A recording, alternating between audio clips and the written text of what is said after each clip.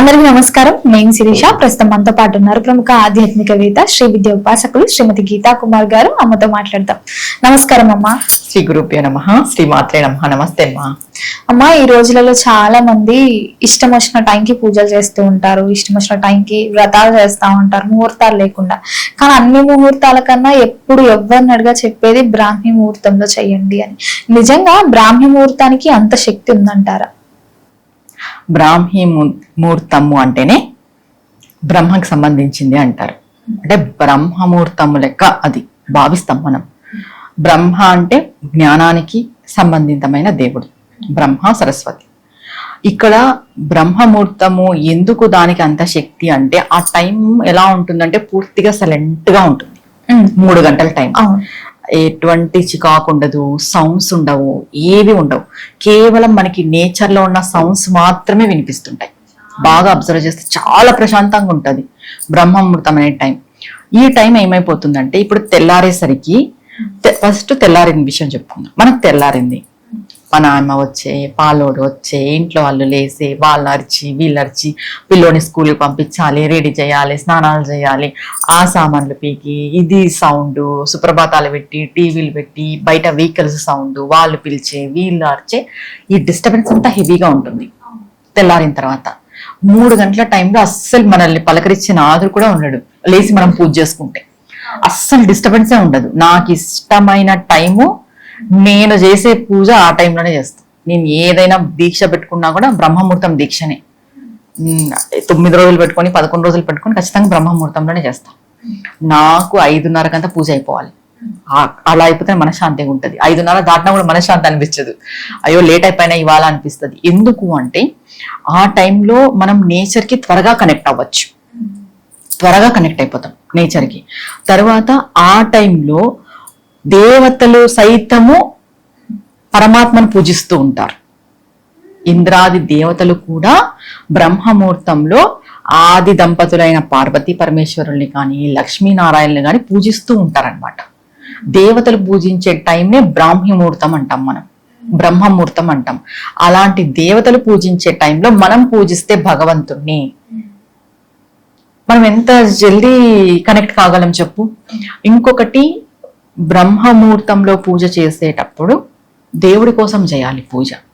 బాగా గుర్తుపెట్టుకోవాల్సిన విషయం, సంకల్పాలు పెట్టకూడదు. అది ఎప్పుడు 3 నుండి మనకి ఎంత టైము, 3:30 నుండి 4:30 వరకు విష్ణువుకి, 4:30 నుండి 5:30 వరకు అమ్మవారికి, 5:30 నుండి 6:30 వరకు శివుడికి. మామూలుగా శివాలయంలో కూడా అభిషేకం 6:30కంతా చేసేస్తారు. 6:30, 7కంతా చేసేసి స్వామిని అలంకరించేస్తారు. ఇంకేం ఉండదు. ఈవినింగ్ టైం ఎవరు అభిషేకాలు చేయరు. ఉదయాన్నే ఏ గుళ్ళో అయినా కూడా ఉదయాన్నే అభిషేకాలు చేసేది. ఇది టైమింగ్. ఇక్కడ ఏమైపోతుంది అంటే, మనం బ్రహ్మముహూర్తంలో దేవీ దేవతల కోసమే పూజ.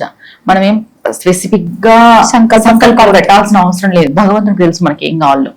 ఆ టైంలో మనం చేసే పూజకి చాలా రెట్ల ఫలితం ఉంటుంది. ఇంకా చాలా మంది మేము పూజ చేసుకోలేమమ్మా, ఆ టైంలో లేసి పూజ చేయలేం, ఇంట్లో వాళ్ళకి ఇబ్బంది అనిపిస్తుంది. ఇప్పుడు అంటూ సపరేట్ బెడ్రూమ్స్ ఉన్నాయి, ఓకే. కొంతమంది అలాంటి అవైలబిలిటీ లేనప్పుడు ఇబ్బంది అవుతుంది. అలాంటి వాళ్ళు ఏం చేయాలి అంటే, బ్రహ్మముహూర్తంలో లేచి కాళ్ళు చేతులు కడుక్కొని, అంటే మీరు దాంపత్యం లేకపోతే కాళ్ళు చేతులు కడుక్కొని, దాంపత్యం ఉంటే ఖచ్చితంగా స్నానం చేయాలి. దాంపత్యం లేకపోతే కాళ్ళు చేతులు కడుక్కొని, బెడ్ మీద కాకోకున్నట్టు కిందకి దిగి ఏదో ఒక దైవనామస్మరణ చేయాలి. 3:30 నుండి 5:30 వరకు ఏదో ఒకటి, శివుడిదన్నా, విష్ణువుదైనా, అమ్మవారిదైనా. ఇలా చేయడం ద్వారా ఏమైపోతుందంటే, ఆ మంత్రానికి శక్తి ఎక్కువ వస్తుంది, శక్తి పెరుగుతుంది, సిద్ధి కలుగుతుంది, 2 కలుగుతాయి. బ్రహ్మముహూర్తం అంటే అది ఎటువంటి డిస్టర్బెన్స్ లేని టైం. ఆ టైం కాబట్టి డైరెక్ట్ గా మనం చేసే మంత్రం భగవంతునికి కనెక్ట్ అయిపోతుంది. మనం ఇంకా ఎవరు ఉండరు, మనము భగవంతుడే ఉంటాం ఆ టైంలో. మీ ముందు ఎవరున్నారంటే దేవుడు ఉన్నాడు అంతే, సాక్షాత్తుగా. ఏ డిస్టర్బెన్స్ ఉండదు. కాబట్టి ఆ టైంలో మనం మంత్రం చేసినా, ఇంకా ఈ కాలంలో ఏవో చెప్తారు కదా అఫర్మేషన్స్ అని, ఇప్పుడు అవి ఎక్కువ అయిపోయినాయి. విశ్వానికి కనెక్ట్ అవ్వాలని, అసలు మనం విశ్వానికి స్పెసిఫిక్ గా కనెక్ట్ అయ్యే అవసరం లేదు. విశ్వమే మనలో ఉంటది. పంచభూతాలు సైతం మనకి ఎప్పుడూ అనుకూలంగానే ఉంటాయి. మనం ఆల్రెడీ విశ్వంతో తయారైన శరీరమే మనది. దీనికి ఇప్పుడు ఈ అఫర్మేషన్స్ అవన్నీ చెప్తున్నారు కదా, అవి కూడా కొంతమందికి నెరవేరుతాయి. బ్రాహ్మీ ముహూర్తంలో లేసి ఆఫర్మేషన్స్ చేసుకున్నా నెరవేరుతాయి. ఈ మంత్రం చేయడం వల్ల, పూజ చేయడం వల్ల, సాధన చేయడం వల్ల త్వరగా సిద్ధి కలుగుతుంది బ్రహ్మముహూర్తంలో. బ్రహ్మముహూర్తము అని అంటేనే దేవుడికి సంబంధించింది, దేవతలు సైతం పూజించే ముహూర్తం. ఆ ముహూర్తాన్ని బ్రహ్మముహూర్తము అంటాం. అలాంటి టైంలో లేసి మనం చేయడం వల్ల మనం స్పెసిఫిక్ గా ఏవి కోరికలు కోరన అవసరం లేదు. భగవంతుడు ఆటోమేటిక్ గా మనకి ఏం కావాలో అవి ఇచ్చేస్తాడు. ఇంకోటి, భగవంతుని కోసం చేసే పూజనే బ్రహ్మముహూర్తంలో చేసే పూజ అంటారు. ఈ ముహూర్తంలో చేసుకోవడం వల్ల మంచి మంచి ఫలితం ఉంటుంది. ఇంకొకటి, మీరు ఒక 21 రోజులు చేసి చూడండి. బ్రహ్మముహూర్తంలో లేసి ఒక మంత్ర సాధన గాని, ఏదైనా పూజ, నిత్య పూజ అయినా పర్వాలేదు, నిత్య పూజ లేదంటే మంత్ర సాధన ఏదో ఒకటి ఇలా చేసి చూడడం వల్ల మీ లైఫ్ లో చేంజ్ మీకే తెలుస్తుంది. ఇంకొకటి, చాలా మందికి గురుపదేశం చేసుకున్న వాళ్ళకి అనుష్ఠానం పూజ ఉంటది. అదే పూజ చేసుకుంటారా? అదే పూజ చేయాలి. అనుష్ఠానం పూజ అని ఉంటది. అనుష్ఠానం పూజ చేయలేని వాళ్ళు, అంటే అనుష్ఠానం పూజ 7 లోపు చేయొచ్చు, మార్నింగ్ 7 లోపు, 6 to 7 లోపు అట్లా చేయొచ్చు, 8 లోపు చేయొచ్చు, ఇలా ఈవినింగ్ కూడా చేసుకోవచ్చు. ఈ అనుష్ఠానం పూజ చేయలేని వాళ్ళు బ్రాహ్మీ ముహూర్తంలో ఖచ్చితంగా మంత్ర జపం చేయాలి. అంటే ఒక మంత్రానికి అనుష్ఠానం పూజ గురువు ఇస్తాడు. ఆ అనుష్ఠానం పూజ చెయ్యలేని తక్షణం ఉంటుంది సిచ్యువేషన్. ఎక్కడైనా వాళ్ళు బయట ఊరికి వెళ్ళారు, బయట ఉన్నారు, హాస్టల్స్ లో ఉన్నారు, ఇబ్బందికరమైన వాతావరణం ఉంది, పూజ చేసుకునే వీలు లేదు అని అంటే బ్రహ్మముహూర్తంలో లేసి మనం మంత్రజపం చేసుకున్నా కూడా అనుష్ఠానం పూజ చేసిన పూజా ఫలితం వస్తుంది. అంత శక్తి ఉంది బ్రహ్మముహూర్తానికి. నేను కూడా ఎంతసేపు ఎవరికైనా చెప్పినా కూడా అర్లీగా లేసి మంత్రజపం చేయండి, అర్లీగా లేసి మంత్రజపం చేయండి అనే చెప్తాను. మా శిష్యులకైనా అదే చెప్తాను. లేచి మంత్రజపం చేయండి 4 to 4:30 లేదా 4 to 5. ఖచ్చితంగా ఆ టైం ని యూజ్ చేసుకోవాలి, ప్రతి ఒక్కరు యూజ్ చేసుకోవాలి. ఆ టైంలో చేసే పూజా ఫలితానికి ఎక్కువ రెట్లు ఫలితం ఉంటుంది. అమ్మ, ఎవరైతే ఇట్లా బ్రాహ్మీ ముహూర్తంలో పూజలు చేస్తున్నారో వాళ్ళు నైవేద్యాలు కూడా పెట్టాలా అప్పుడు, లేకపోతే పళ్ళు అలా పెట్టినా సరిపోతుందంటారు? దీక్షగా కొన్ని రోజుల్ని చేస్తుంటారు. ఇప్పుడు 9 days అట్లా చేస్తారు, 11 days అట్లా చేస్తారు. లాస్ట్ డే ఖచ్చితంగా నైవేద్యం. అమ్మ, కార్యసిద్ధి ఉంటేనే కదా దీక్షలా చేసుకుంటూ పోతారు. కార్యసిద్ధి అనేది ఏం లేదమ్మా. మామూలుగా దీక్షగా మేము బ్రాహ్మీ ముహూర్తంలో చేస్తాం అనేటోళ్ళు కొల్ల మంది ఉన్నారు. అంటే దీక్షగా సంవత్సరాలు చేసే వాళ్ళు కూడా ఉన్నారు. బ్రాహ్మీ ముహూర్తంలో బ్రాహ్మీ ముహూర్త దీక్ష అనేది ఒకటి ఉంది. అంటే ఇంకా ఆ టైంలోనే లేసి చేయాలి, అదే దీక్ష. ఇలా చేసే వాళ్ళు ఉంటారు. ఈ బ్రాహ్మీ ముహూర్త దీక్షని 9 రోజులు చేస్తారు, 11 రోజులు చేస్తారు.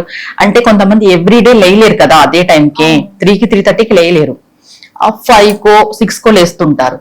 ఇలా లేసే వాళ్ళు మేము ఖచ్చితంగా ఈ 9 రోజులన్నా బ్రాహ్మీ ముహూర్త దీక్ష చెయ్యాలి అని ఈ బ్రాహ్మీ ముహూర్తంలో లేసి చేసే వాళ్ళు ఉంటారు. దీన్నే బ్రాహ్మీ ముహూర్త దీక్ష అంటారు.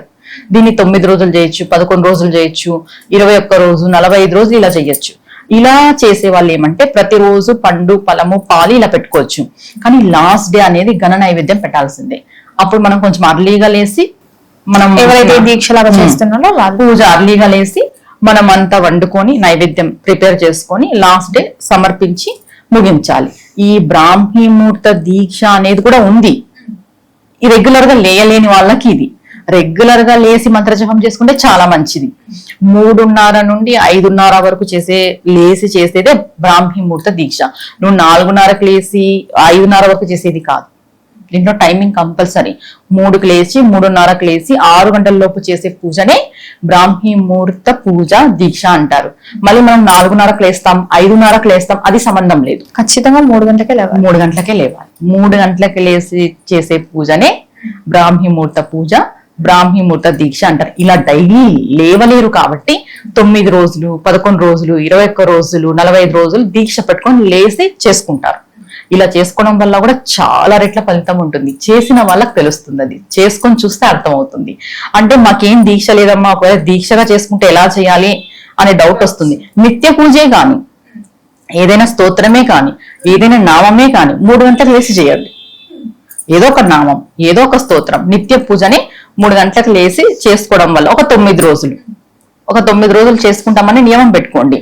ఆ చేంజ్ అనేది చేసిన వాళ్ళు ఖచ్చితంగా చూస్తారు, తెలుస్తుంది కూడా షూర్ గా.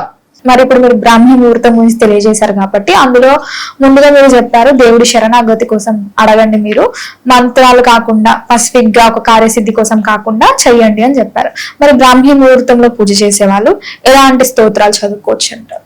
విష్ణు సహస్రనామం, శివాష్టోత్తరం, శివస్తోత్రాలు, లలిత సహస్రనామం, లలితాదేవి అష్టోత్తరాలు, లక్ష్మీదేవి అష్టోత్తరాలు, లక్ష్మీదేవి స్తోత్రాలు, ఇలా ఏవైనా చేసుకోవచ్చమ్మా. ఇది అనేది ఏం లేదు. రోజు ఒకటా లేకపోతే ఒకసారి మనం ఒక్క రోజు మనం దీక్షలో ఏదైతే స్టార్ట్ చేస్తామో అది. లేదమ్మా మేము ఇవన్నీ ఏమి చేసుకోలేము, మాకు ఇవన్నీ చదివేకి రాదు అంటే ఓం నమో నారాయణాయ ఈ మహామంత్రాన్ని 9 రోజులు దీక్షగా. ఇప్పుడు ఇంకొక డౌట్ వస్తుంది ఇక్కడ, మేము వైష్ణవులు ఓం నమో నారాయణాయ చేసుకున్నాం, శైవులు ఏం చేసుకోవాలి? శివాయ నమః, నమ శివాయ, ఏదో ఒక నమ శివాయ, తర్వాత హరహర మహదేవ, ఏదో ఒక నామం. శాక్తేయులు ఉంటారు, శ్రీమాత్రే నమః. ఆ టైంలో 3:30 నుండి 6 గంటల వరకు ఎంత టైం వీలైతే అంత టైం జపం చేయడం, నామం చేయడం, కూర్చొని ఒక చోట కూర్చొని మనం స్మరణ చేస్తూ ఉండాలి ఏదో ఒక నామాన్ని. ఇలా 9 రోజులు కానీ 11 రోజులు 21 రోజులు దీక్షగా తీసుకొని చెయ్యండి. దీనికి ఏదో పెద్ద పెద్ద గురువులు కావాలి, మంత్రోపదేశాలు కావాలి, పెద్ద పెద్ద పూజలు, అలంకారాలు, ఆర్భటాలు ఏం అవసరం లేదు. నార్మల్ గా కూడా చేసుకోవచ్చు. నిత్య పూజ చేసుకొని నేను చెప్పిన నామాలలో ఏదో ఒక నామం పట్టుకున్నా సరిపోతుంది. నేను చెప్పిన స్తోత్రాలలో ఏదో ఒక స్తోత్రం చేసుకున్నా సరిపోతుంది. అమ్మ మొత్తం మీద బ్రాహ్మీ ముహూర్తం యొక్క విశిష్టత తెలియజేసినందుకు ధన్యవాదాలు. నమస్తే అమ్మా.